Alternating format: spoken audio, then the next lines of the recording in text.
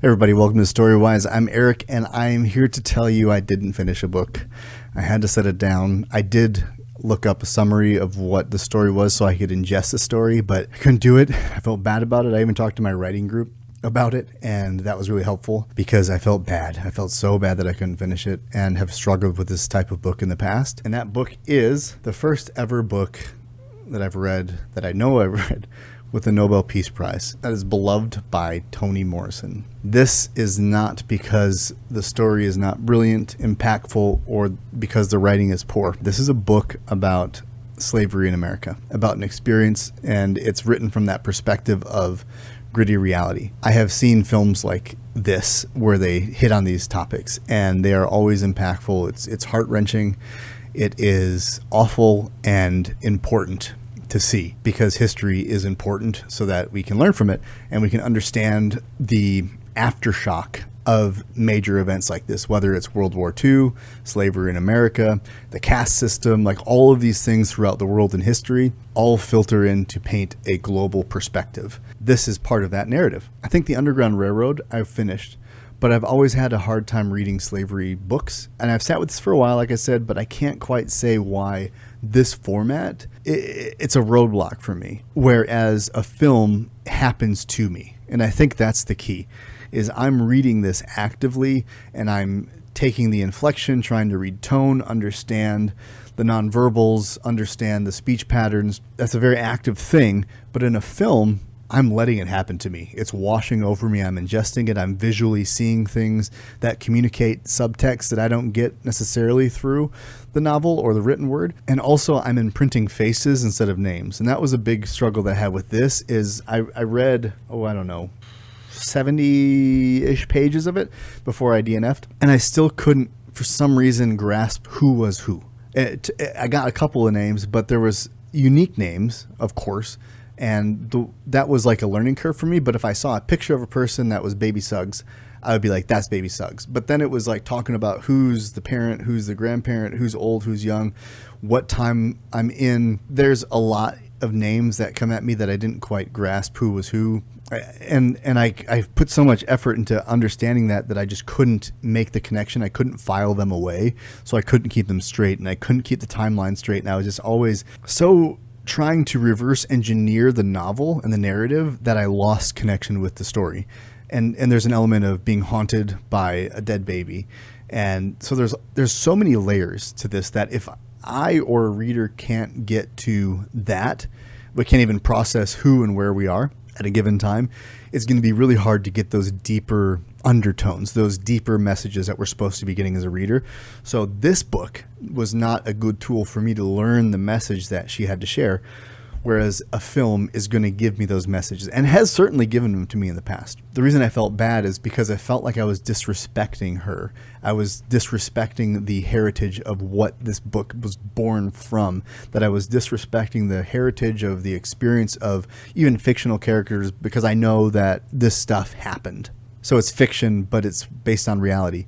And I felt like I was just disrespecting that and that somehow I was bad. But I realized that the reason I felt that way is not because I am bad. I was disrespecting. It's because I want so badly to hold space for people's experiences, whether it's in a novel or in a conversation or in a film. And I wasn't able to do that. And so I felt like I failed. But I went and read the summary online and got a lot of those messages of why and what happened. And it's a powerful story. It's just I couldn't read it to get to that power. And that's what made me feel bad, is I couldn't even hear you out. It's like I sat here with you and asked me to tell you what's going on. And as you talked to me, I was so confused that I wasn't even hearing you, and that I had to stop you every so often just to get clarification on what you had just said. I could feel you getting frustrated. I could feel you just wanting to shake me and say, hear me, hear what I'm saying, just understand my story. I don't want to waste time telling you who is who. I want you to hear why it's important. And I couldn't do that. And so when I read a book, it's like I'm having a conversation like this with this author, and I'm not being a good listener. And being a good listener is something I pride myself on. So any block to me being a good listener hurts me and makes me want to pull away and have someone interpret what's going on so that I can go back and honor that story, honor that person's experience. So I DNF'd Beloved by Toni Morrison, but agree after reading reviews and spending time in that side of it where someone told me what happened in a lot less poetry and a lot less heart, so I get the details. And I can agree with what's written on the back, that she's an amazing storyteller, that it was a dazzling, incredibly thought out novel. I'm impressed with the story she created, even though I wasn't able to read it. And so that, in a way, for me, speaks volumes to who she is as an author and what this story is for a whole group of people that love this story, because it is a Nobel Peace Prize winner for a reason. It's just a book I couldn't read, and that is fine. When I talked to my writing group, that was the message. It's like, not every book's going to resonate with every person, no matter how deeply historically powerful it is, how emotionally evocative, how important the book is. Not everyone's going to be able to read it. Some people like me are going to take in Beloved as a movie and be crying and changed by it. At the same time, not be able to finish the first 25 pages. That's anything. That's the Legend of Drizzt books that are not that serious but are fun. People are going to be like, well, this is a waste of my time. And that's fine too. And sometimes you start out a book and you're like, this sucks, this is not going well. And then you get captured by it. So it's all about giving yourself proper time. And I gave myself proper time, 70 some pages of this book before I said, okay, I can't do it. I want the information so I can respect the story, so I can appreciate and understand the story and the significance of it. And so I got that information that way. It's a powerful work that I wasn't able to ingest in traditional means by her voice. And for that, I'm sorry. But it's mostly because of the content of this book, what the topic is. If this was some epic fantasy novel, I wouldn't feel bad about shelving it, about not finishing it, because I was investing time in just something to entertain myself. This was not a book about entertainment. This was a book about history, pain, suffering. As a coach, that's one of the things that I do with clients, is I sit and spend time with them in that suffering, in that experience, to help them transmute the experience and rewrite their own story and move forward. So whenever I can't help a client do that, or whenever a book can't give me its message and I can't hold space for it, it does impact me. And I have to realize that it's not a mark against who I am. It's just I'm not the right audience, and I have to get the information in another way.